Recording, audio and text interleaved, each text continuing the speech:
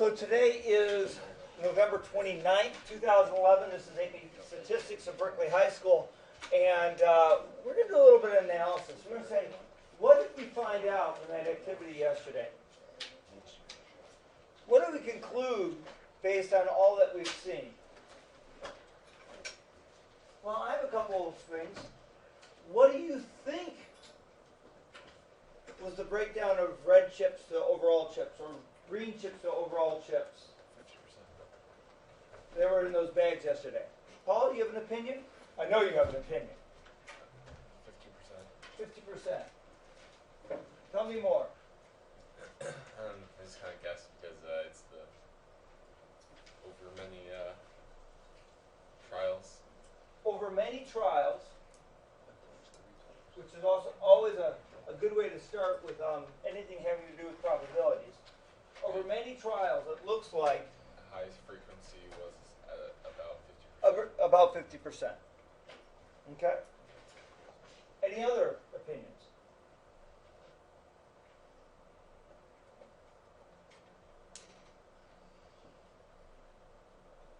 Okay?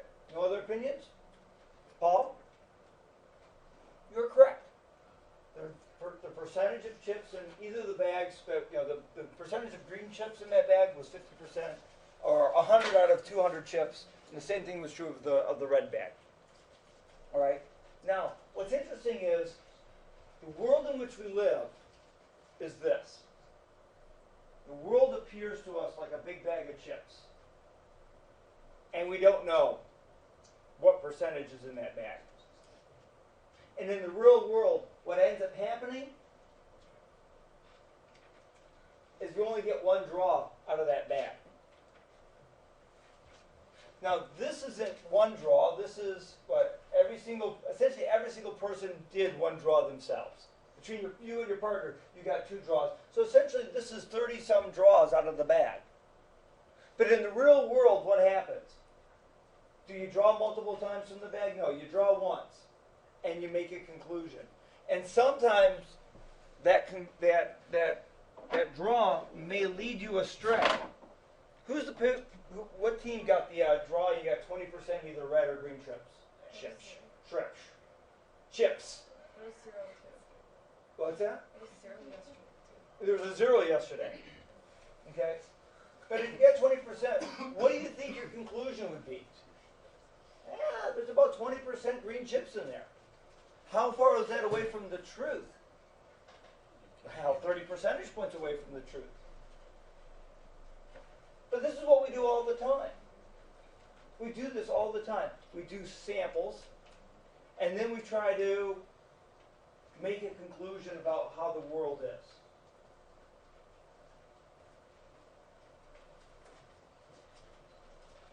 We do this all the time. Sometimes our conclusion about what the world is really like is really far from the truth. Just like that 20% is really far from the truth being 50%. So, faced with this problem,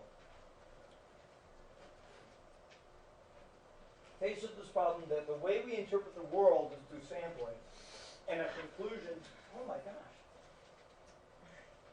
Got like a whole thing of cupcakes here. For me? Yeah. No, there's a bake sale for cheerleading at lunch. Alright, so based on this conclusion, what was I talking about anyway? We sample the world, and sometimes our sampling is off. Not because we did something wrong, but just because there's this weird variation that happens in the world. Sometimes you draw from a 50% world and you get a 20% draw. What are we to do? Are we just to give up? Or, we really shouldn't try to make sense of the world. The world is nonsensical. Is that a good conclusion?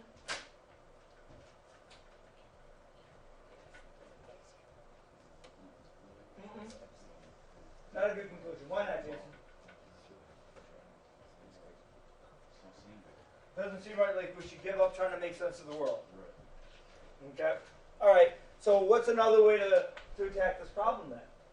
Hey, maybe the idea of drawing only 20 chips is flawed. Maybe when we draw 20 chips, although we get what we think are estimates of the population. And again, I'm equating anything I'm doing, anything I'm trying to say about the population is a metaphor for making sense of the world. Maybe 20 chips isn't enough.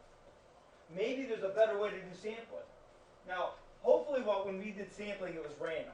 I don't know if you saw me shaking the bag, right? So things were getting mixed up. And when I was reaching into the bag, I wasn't looking to see which ones I was going to get. I was trying to do it randomly. Maybe those things aren't flawed, but maybe the sample size is flawed. Maybe with such a small sample, you end up with faulty conclusions about the population. Maybe when we take small samples, we get faulty conclusions about the world.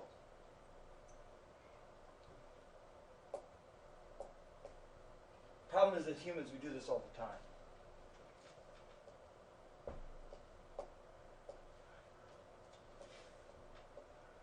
I know a guy who drives real fast. He doesn't get in accidents.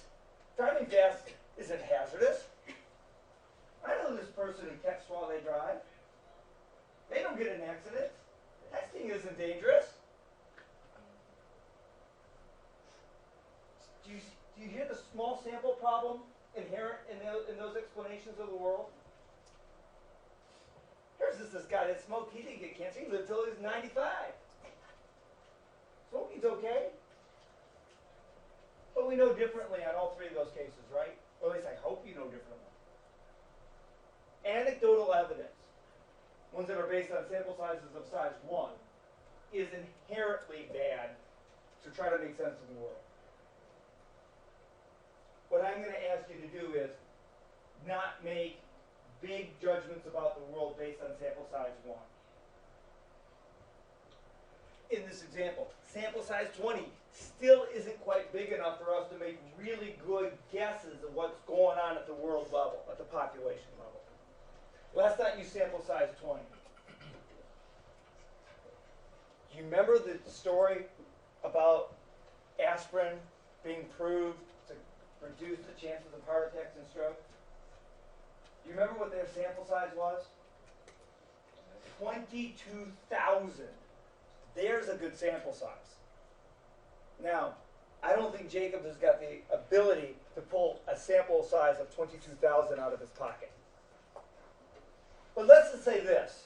Bigger sample sizes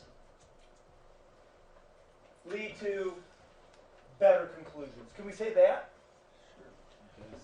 We can say that. All right. So let's go ahead and let's try to learn some lessons from this last activity. All right. First of all, let's talk about that thing that we started drawing out. It's called a sampling distribution. We did 30-some samples of size 20 apiece coming out of that bag. Each one of those little plots was a p-hat. Remember, it was a proportion. You calculated how many green chips came out of the bag, what proportion they were, but it was a sample, so it wasn't a p, it was a p-hat. Well, you're looking down like... I mean, I'm reading that. I was reading that. All right. So we drew many, many samples. We calculated many, many proportions. We had a bunch of p-hats. So what we had was a distribution of sampling proportions. But we'll call that a sampling distribution. Whenever we do samples, many, many samples, we start getting a sampling distribution. But we're going to use this particular definition. And that is, we're going to say a sampling distribution represents a distribution if we did all possible samples. All possible samples of the same size coming from some population.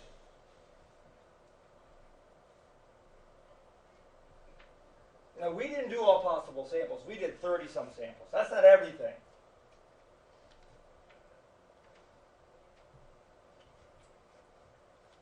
But when we started doing that simulation, or not the simulation, when we did that activity, we got some insight about what the sampling distribution is going to be. the center seems to be about 50% of the samples that we took. And indeed, the population center, the true proportion in those bags was 50%.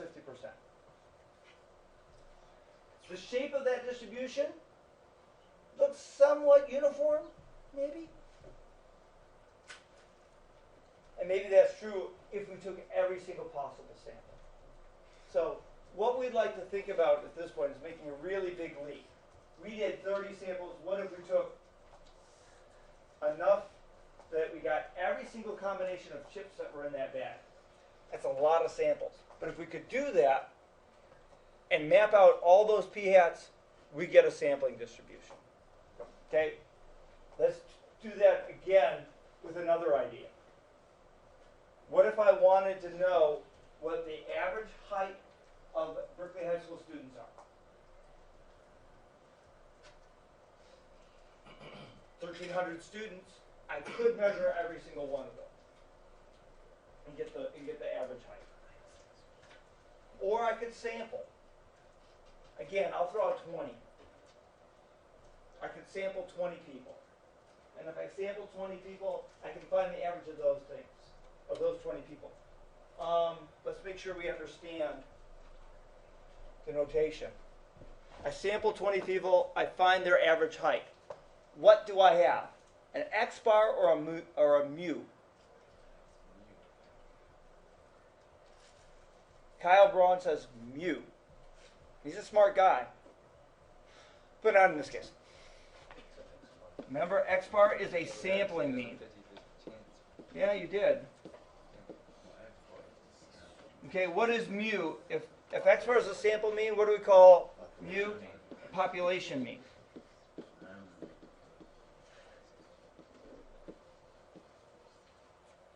All right? So we can take a sample of 20 and we get an X bar. And we say X bar is an estimate of what mu is, of what the population mean is. But what did we find out about sample size 20? Not too good. You may get a sample by random chance alone in which the average is a little too low, or a lot of too low, or a little too high, or a lot of too high. But what happens if we try to find the average of every sample of size 20 from that 1,300 group of people? That's a lot of different samples. You know how many different samples that is? Ready? It's 1,300 times 1,299 times 1,298 times 1,297 all the way down to 1,280. And then divide that by 20 factorial, which is a relatively small number. There's a huge number of samples of size 20 to come out of that population. It boggles the mind it's so big. It's something in the matter of like 10 to the 35th power. It's really, really big. No, it's really, really, really big. 3 reallys. All right. So, but if we can imagine, and this is what mathematicians do all the time, imagine doing those samples, every single sample of size 20 from that population, and we find all those little X bars, and we graph them out, those X bars make a distribution. Now what we're going to be interested in this chapter is, what are those big 4 aspects of that distribution, of either all those X bars or all those p hats? What is its shape? Are there outliers? Where's the center? And what's the spread? Because if we know how those sampling distributions work, we have insight about how, and I always get these mixed up. Okay, the right word is precise our answer is going to be. How precise our answer is going to be. All right, everyone got everything on this slide? I know I'm kind of rambling, but these ideas are really, really big. Okay, so in practice, it's really, really hard to take all possible samples because the numbers get so big so fast. So instead, we'll do simulations like we did yesterday and do 33. Now, 33 is probably a little bit small. but you got some insight about the practice. Randomly drawing, finding a proportion, doing another random draw, finding another p-hat. Okay? Okay, mathematicians don't use simulations to calculate these distributions of p-hats or x-bars. They use theory. They use calculus. Well, this isn't a calculus class, so we won't use calculus in this class. Phew. Okay, but let's take a look at the three kinds of distributions that we're going to need to be able to compare and contrast. The one that we've been talking about already. The one that we talked way back in chapter 1 is population distribution. What happens if we make a distribution like a histogram or a box and whisker plot of everything in the population? That's a population distribution. Okay. What if we draw one sample and mark out how the sample looks? We'll call that a distribution of sample data. This works better if you imagine interviewing 20 Berkeley High School students and asking them what their height is. That sample of 20 people has its own distribution. But what happens if we take a group of 20, measure their height, and find the average height of those 20? And then we grab another 20 people and do it again, and another 20 people and do it again. And we find every single X bar of size 20 from that population of 1,300, we end up with the sampling distribution. Okay? The sampling distribution shows the statistic values of all possible samples of the same size from the population. Going back to yesterday, can we just review one more idea? What is a statistic? A statistic is a summary of a sample. X bar is a statistic.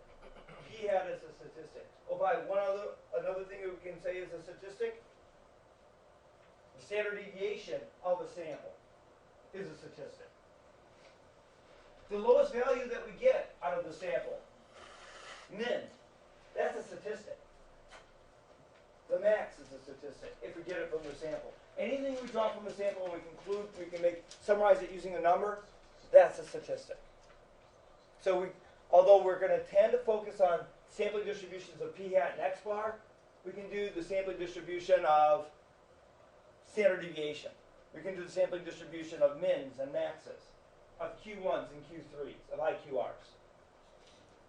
All of them have their own sampling distribution. Are we going to be able to compare and contrast those three distributions on a quiz tomorrow? Please? Okay. Population, that's looking at everyone. A distribution of sample data, you do one draw and look at how it's distributed. The sampling distribution is many, many draws, and you're looking at one statistic from the same statistic from each draw of the same size. Many, many X bars from n equals 20. Many, many P hats from size 50. Are we okay on this?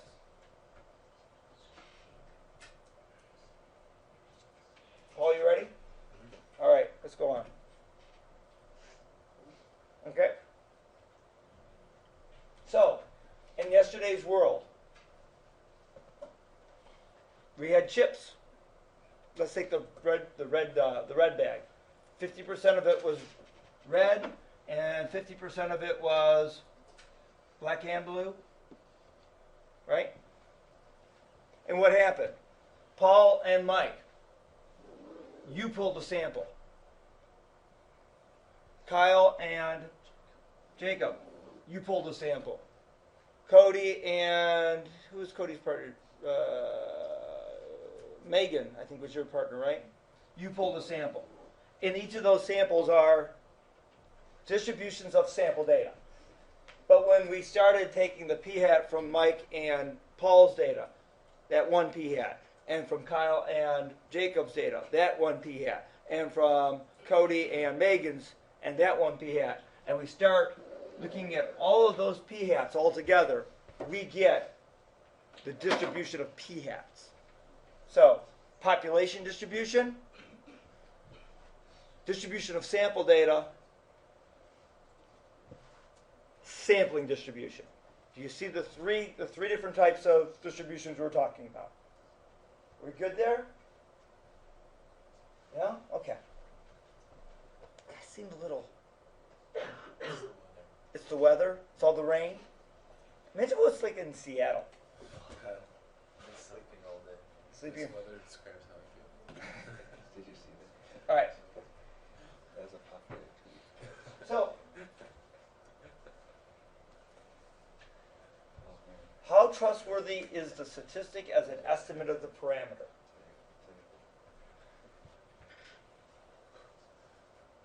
Those are the fancy words for what I said earlier.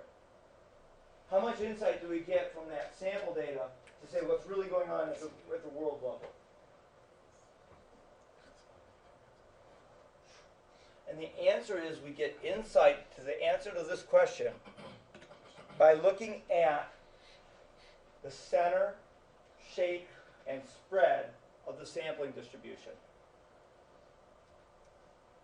If we had 200 chips, and if we did all of the possible samples of size 20 from those 200 chips and graphed out all of those p-hats, what do we get? We get a sampling distribution. And what insight do we get? Even though the population center is at 50%, sometimes, and I think we said this, most of the data is found between 35% and 65%. Most of the data is 15 percentage points either side of the real answer. How can we get a more precise answer when we start doing the samples? I think we already talked about that. Make the sample sizes larger. Okay? Now,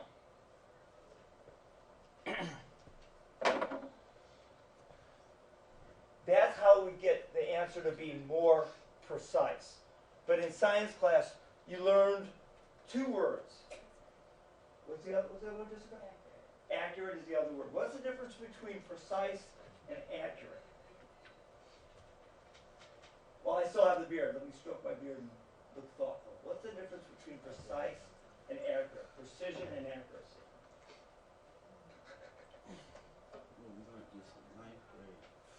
Okay, bring it out of memory's vaults then.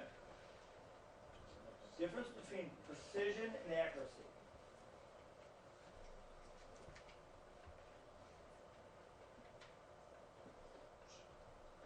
Fader pauses, causing uncomfortable silence. Goes over the coffee, drinks. You know it, so I'm not going to give it to you. Look how much coffee I have. I got all day. The people listening to the recording don't want to. Precision is. The people who listen to the recording are saying, "This guy is weird." Yeah. And guess what? I don't care. I bet they're going. This guy probably records. Just turn it off now. Sure. We're sorry. Someone in California is going, those people in Michigan, wow. No wonder Detroit can't build a good car. Yeah. This is actually. Precision is like hitting the same spot, right? And accuracy is like doing it over and over again. Like being close to the same spot. Okay. Okay, if you want to do it in a football metaphor, quarterback, okay, the difference between precision and accuracy in a football metaphor,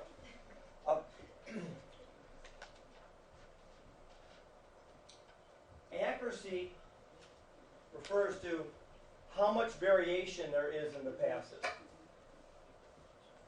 Precision refers to, do they hit where the receiver is? Someone who is precise but not accurate, all their passes are around the receiver. The receiver is in the center of all the passes. Someone who's accurate but not precise is always hitting the same spot, but it isn't where the receiver is. I think you have it like switched around. Yeah. You're back. Yeah. Accuracy is like hitting where you want, and precision is like hitting the same spot. Is that it? Yeah. No, I have it exactly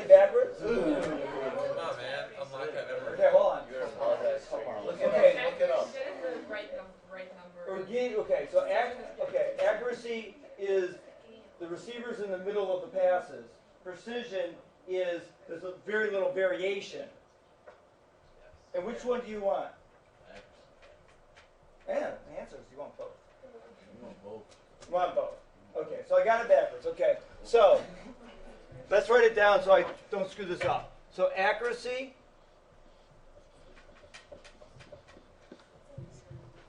is getting near the right answer. No, accuracy is. Wait, precision.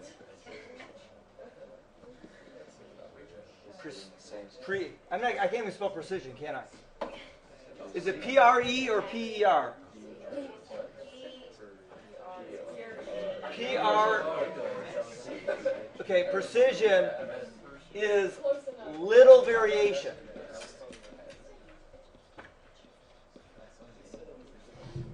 Precision is having very little variation. Is that right? So if you do the metaphor of the bullseye, that is accuracy and precision. Oh, it's always in the middle. Okay, that's precise without being accurate, right?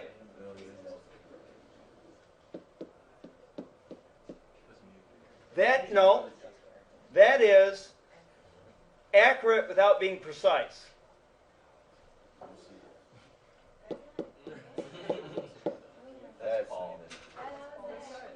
That is neither precise nor accurate. Wait. Okay, so this is accurate and precise. This one is, which one? Precise and not accurate. This one is accurate and not precise. And this one, not accurate and not precise. Are we okay with that? Okay. Now, what I want to talk about then is accuracy. Accuracy has another name. Accuracy is also called unbiased in our book. If we do sampling correctly,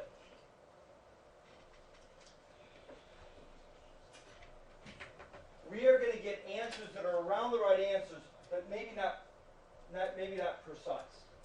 If the center of all of our samples is the same as the real answer, the population answer, we call that an unbiased estimator. If we have accuracy,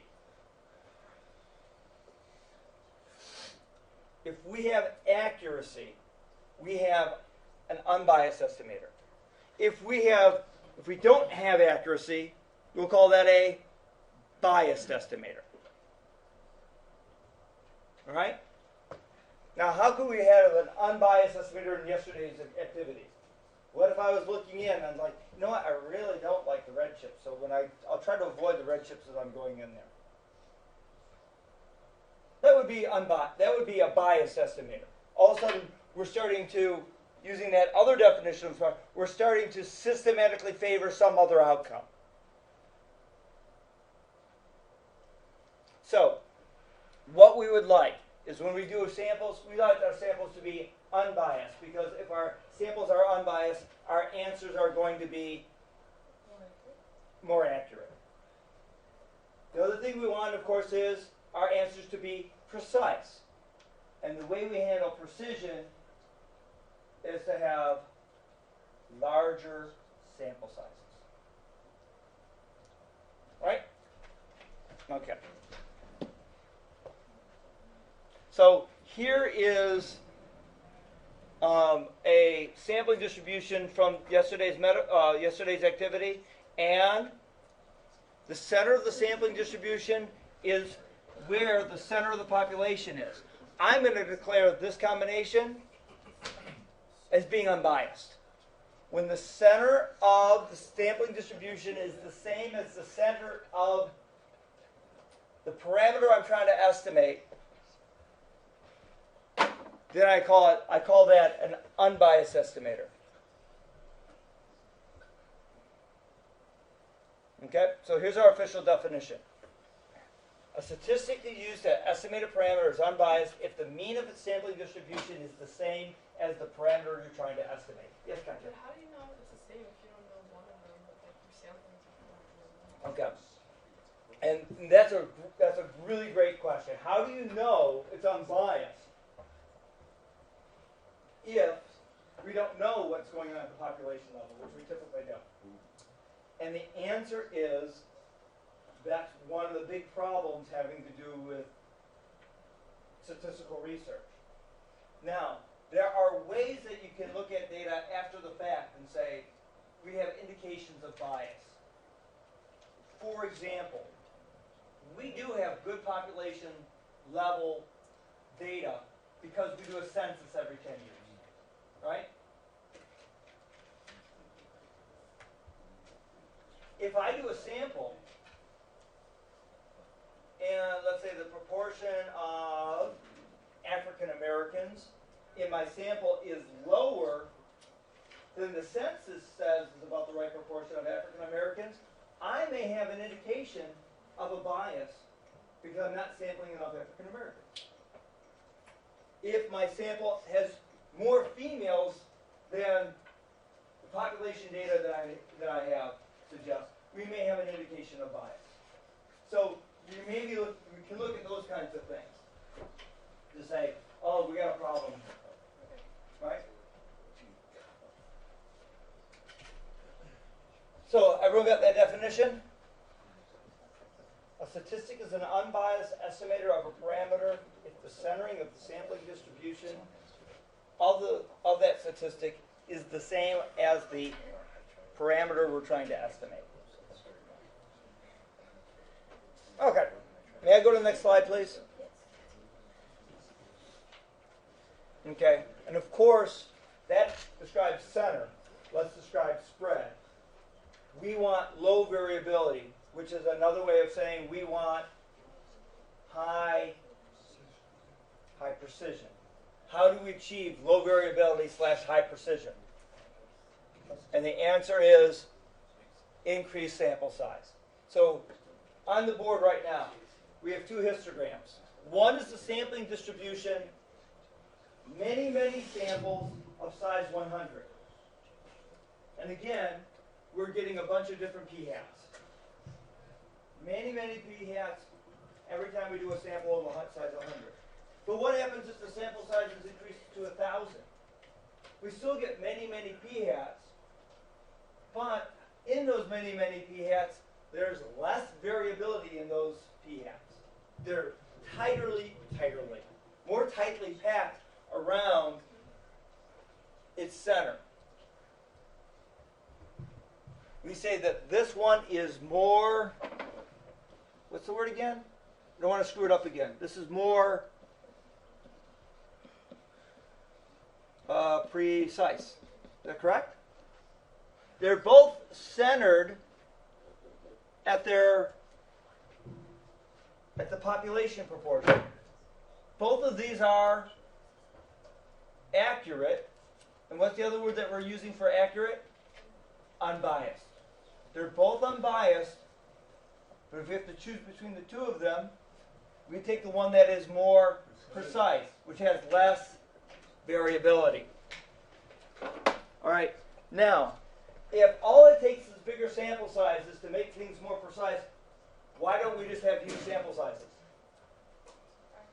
It's impractical. Or, as they say, there's only two reasons. Time and money. It's really hard to make bigger sample sizes, or it's really more expensive to make bigger sample sizes. In order to make your sample sizes, you have to pay more people to make more phone calls, for example. In my best friend who does marketing research, he pays people to come and do marketing studies. You come to, studies I've done with him is like in LA or in Cleveland, in Madison, Wisconsin.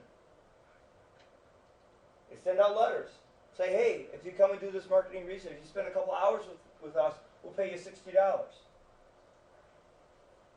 Every person that they interview to get research information from them, it costs them money. It costs them money to pay the person called the respondent. It costs them money to recruit the respondents. They have to buy name lists. There's a company in the Detroit area in which you buy name lists of people who buy cars. The name of that company is R.L. Polk. It's over on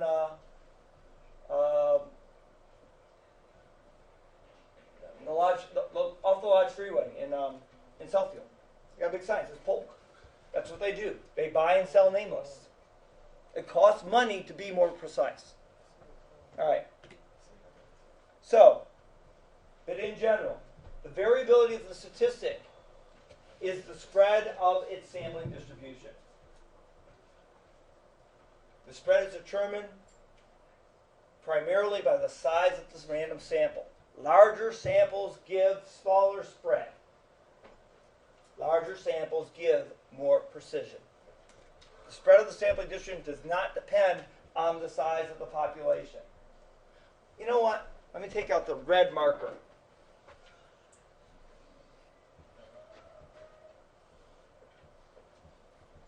Because this is one of the myths. It seems non-intuitive, and so they always ask a question about this because you have to understand this idea. It does not matter the size of the population. You don't look at a really big country like the United States with its, how many people in the United States? 2 billion for the United States. 600 million. 600 million? 300 million. Yeah. 300 million, I think. So. Sounds like a, I made it the order. yeah, you just made 1 quillion. Okay, you don't, when you look at a country the size of the United States with its 300 million people, or if you look at a population like the number of people in Michigan with its 9 million, when you look at those two things, just because the United States is bigger doesn't mean you have to draw more people to get a nice, precise answer. The precision of the answers is related to sample size alone, and it's not in relationship to the size of the population. You get just a precise answer polling 1,000 people from Michigan as you do polling 1,000 people from the United States. Disconnect the idea that population size matters for precision. It's only sample size. As long as you meet one rule. The population has to be at least 10 times the sample size. Does that sound familiar? Again, let me scratch my beard while I have a beard. Does that sound familiar? Population has to be at least 10 times the sample size? I think we talked about this last chapter. Can I bring up that memory again? We don't have to go all the way back to 9th grade this time, only 2 weeks ago. The models that we are going to be working with have embedded in them the idea of independence. When you have independence, you get to use those formulas that we had having to do with variance. And spread has to do with variance, right? Now, when we draw from a sample without replacement, we actually are changing the group that we're drawing from. If it's a very small group, think of a deck of cards. When I have a deck of cards and I pull a red card out, the proportion of red cards that remain in the deck has changed. Draws are no longer independent. Well, what if the deck, with the number of cards I'm drawing from, what if it's not one deck? What if it's 50 decks? And I draw a red card out. Yeah, the portion of red cards has changed, but it changes so small that we don't care. For all material ideas, it's close enough to being independent. When population is large, with relationship to the sample sizes, the draws, sorry, I stepped on your foot, Rachel. Okay, I'm going to go over here. I don't step on everybody's feet. All right, when the population is large with consideration to the sample, the draws are independent enough that we can use those formulas. the expression close enough for jazz, or close enough for horseshoes, close enough for statistics. It's not that they're independent enough. There's enough slop in the system that's okay. All right? So, as long as the population is really, really big with relationship to the sample, it doesn't matter how big the population is. We don't have to get bigger samples in order to get more precise answers. All right. So, here's your bullseye metaphors. Again, they're doing this in terms of bias. What's the word that we use instead of bias? Accuracy. So if something has high bias, that means it's not accurate. We want unbiased. So here's not accurate, but low variability, which in your words was more precise. Here's low bias, but high variability, meaning it's accurate without being precise. This one is neither. Not accurate and not precise. And what about that one? There's the Holy Grail. That last one. High precision, highly accurate. Or we'll call it unbiased with low variability. All right. We're almost to the end.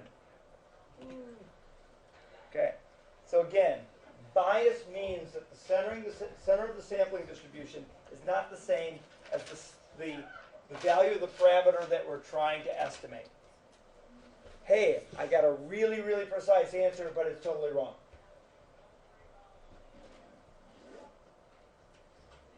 What good's that? That's a good way to make really bad decisions. High precision, low accuracy. That makes people really confident, but guessing wrong. That's not good. Okay? So we want to avoid bias because that leads to inaccurate answers. We want to avoid variability because that doesn't give us a very precise answer. Are we okay with those metaphors? All right. Does anyone need more time on this slide? It looks like the answer is yes. So I'll sip my coffee again. You'll be done by then. What's that? You'll be done with your coffee by then. Defense. Maybe. If you keep taking pauses like that. Yeah. So how much did it rain? You know what? I heard we're getting snow tonight. That's what I heard. 4 inches. And I was thinking if all that was snow, It'd be- it would be up to my chin or up to Paul's chest. God would have pooped on us. What? Paul, I'm not sure about many things, but I think when snow falls to the sky, it doesn't look like poop. Isn't that like, it rains when angels cry and it snows when God poops on us? So is all the water that's out there gonna freeze then? So you don't have to live in them? Well, for fear of sounding like old guy, Wise man. when I was in 9th grade, that would have been 1979, we had this really weird snowstorm where it rained, and it rained a lot. So there's standing water. And then the rain turned to freezing rain and sleet. So the water didn't run off, it got all slushy. And then on top of that, we got like 18 inches of snow. So we had like an inch and a half of ice covered by 18 inches of snow. It was a mess. That's cold.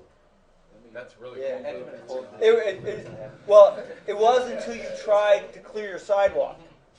Because all you did, you shoveled the snow off, and then you just created this ice patch that people would fall on.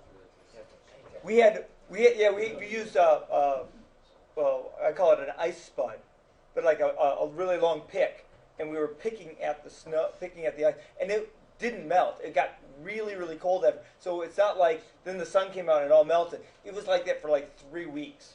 It was horrendous. So That's good cold water. okay. Ain't no point in like shoveling snow. It's a good way to make money. Well, lately we haven't had snow that's lasted very long. We've gotten a lot. Like last year, we got a lot of snow, but it would snow, but within 2 weeks it all melt, and then snow again. It would melt. It feels like No. it feels like when I was a kid, we had like snow from December to March, and it never went away.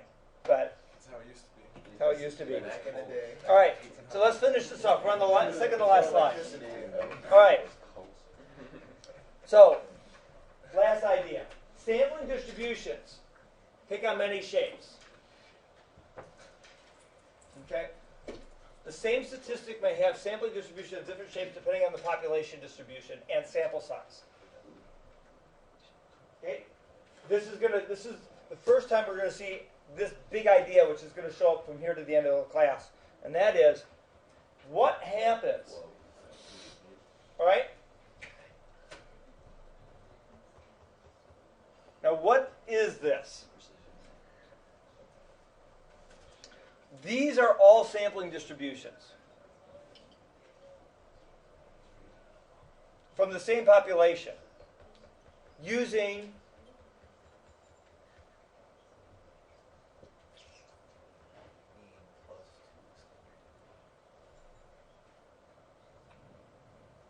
well, I'd have to tell you the backstory of this. How much time do we have? Not enough. Oh, we have 11 minutes. This is okay. Okay, let me tell you the backstory to these different ideas. All right, it's a story about World War II. During World War II, Germans made tanks, and they blew up things with tanks. All right. Interesting enough, tanks have serial numbers. Allied forces captured a bunch of German tanks. And now we have these serial numbers on these German tanks. And the question became, assuming that the Germans put the serial numbers they used on the tanks were sequential. This is tank number 1, this is tank number 2, this is tank number 3. Assuming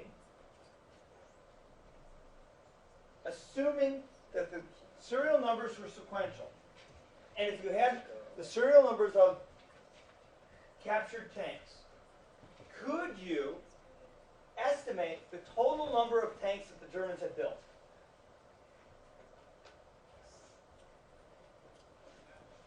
All right? So imagine you've got 15 numbers. They're all German tank serial numbers. And someone says, here's this data that we have. Can you estimate how many tanks they have?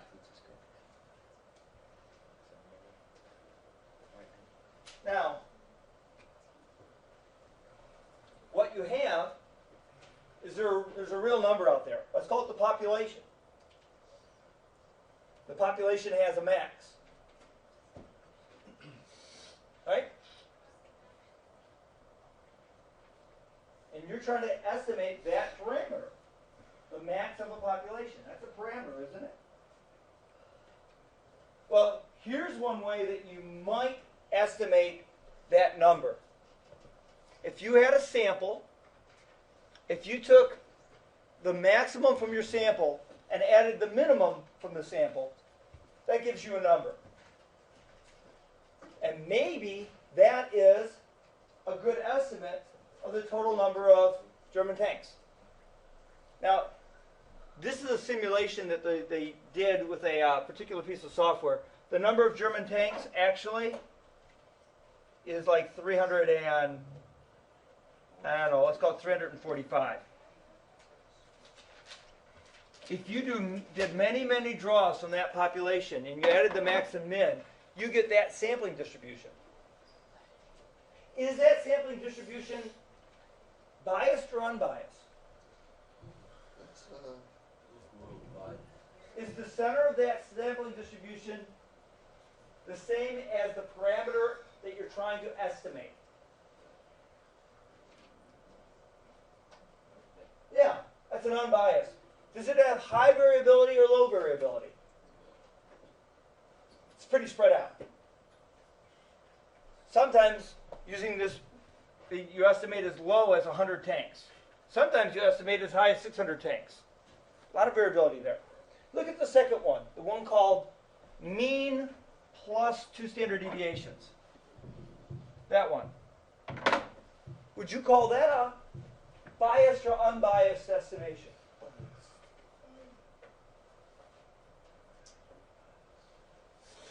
Biased? Unbiased? Unbiased. Why? Spread out.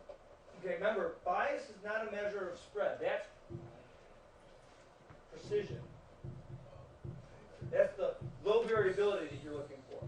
The question is the center of the sampling distribution, that second one, at the same place where the center of the population is? I've already told you the center of the population is at 345. It's right on this line. Is the center, which I would probably peg here, the same where the center of the population is? I would say no. I would call this estimator a bias estimator, even though it may have a little bit lower variability, like Jason was saying. Let's look at this one, called twice mean. Biased or unbiased? Why? Because the center of all those dots is actually where the center of the population is. High variability or low variability? Because it's really spread out. Okay? How about this one? Unbiased, but even more variability. And what about the last one? Bias. Because the center, you put it somewhere over here, and certainly not where 345 is. You agree? Out of all of those metaphors, out of all those different methods to estimate the number of German tanks, which one gives us the best combination of being unbiased and being and having the least variability? Max min? Yeah. I would go with that one. Right? All right. And again, the shape of those sampling distributions not necessarily the same as the population. All right. So there we go. We're at the end. Remember, we need to know the difference between a parameter and statistic. Remember, we use different symbols for parameter statistics. U for parameter, X bar for statistic. P hat for statistic, T for parameter. Remember that we want unbiased estimators, meaning the center of the distribution of that statistic is the same as the parameter that you're trying to estimate. Remember that variability, high variability is a lack of precision. Low variability is being precise. Bias is a metaphor for accuracy. We want unbiased, which is very accurate, not biased situations, which gives us inaccurate answers. All right? So tomorrow, we collect homework. We take the quiz on for 7-1. Does anyone have any questions? I have a favor to ask. Just stay in your seats. Don't crowd by the door, please. All right, all done. Oh, you know what? I better take attendance before